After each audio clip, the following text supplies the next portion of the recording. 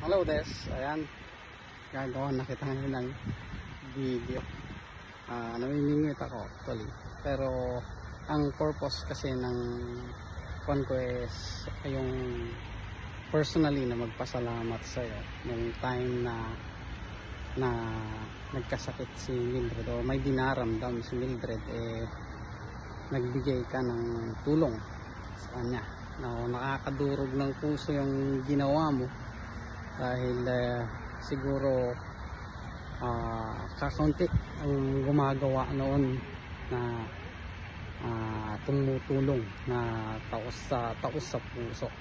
Okay, kaya yun, sabi ko kay Mildred, gawan natin ng live minsan, tapos papasukin mo ako para makapag-personal na thank you sa'yo.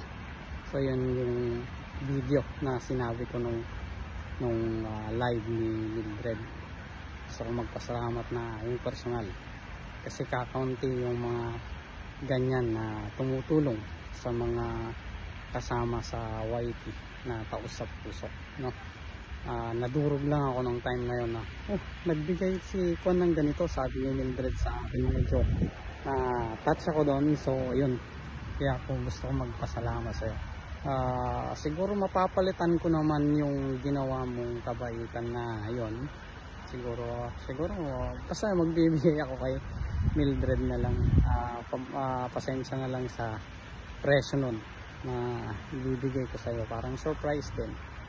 Ang mga kaibigan natin sa Kwan, hindi lang actually ikaw yung nakagawa ng ganon, meron din yan si mababanggit ko sila Sir Miyaki, ano nga yan,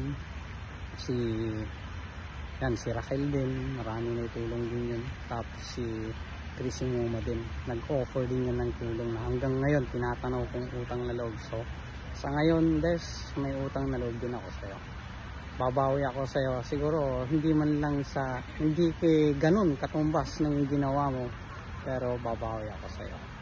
Maraming salamat. Ayan, view ng kung saan ako ngayon. Nandito ako sa Pukit lang. So para sa iyo yung message ko na yan. Pag-igihan mo pa, uusbong yan at babalik din sa iyo. Okay? Pagpalain ka ng Panginoon sa kabaitan mo. Sana lahat tayo yung tulad mo. Sige, bye.